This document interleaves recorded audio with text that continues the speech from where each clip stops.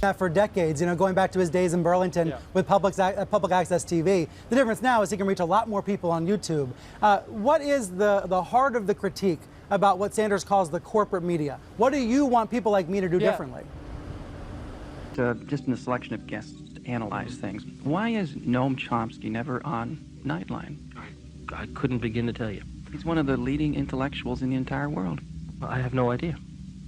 I mean, I can make some guesses. He may be one of the leading intellectuals who can't talk on television. That's a standard that's very important to us. If you got a 22-minute show and a guy takes 5 minutes to warm up, now I don't know whether Chomsky does or not, he's out. One of the reasons why Nightline has the usual suspects is one of the things you have to do when you book a show is know that the person can make the point within the framework of television.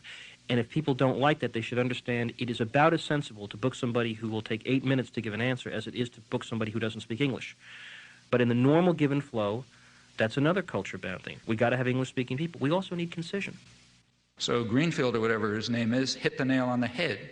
The U.S. media are alone in that you must meet the condition of concision.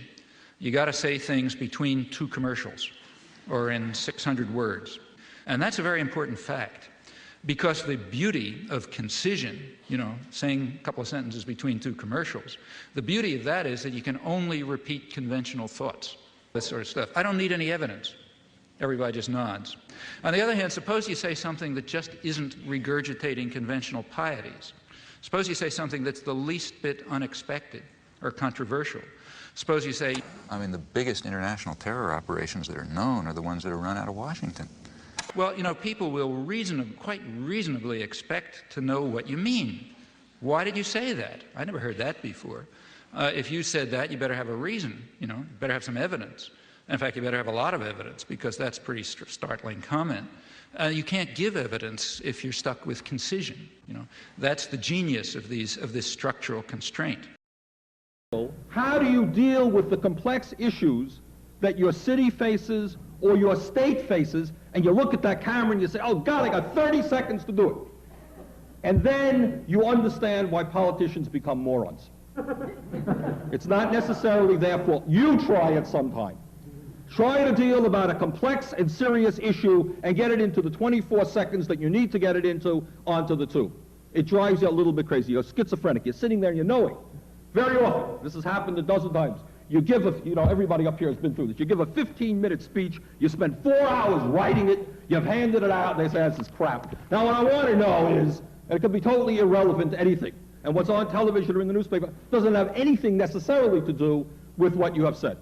Now the point is here not to criticize the local media, who are not by any means. They're better, I suspect, than what exists nationally, but it's to point out the trends, the understanding of the impossibility to deal seriously with issues, complex issues, in 30 seconds.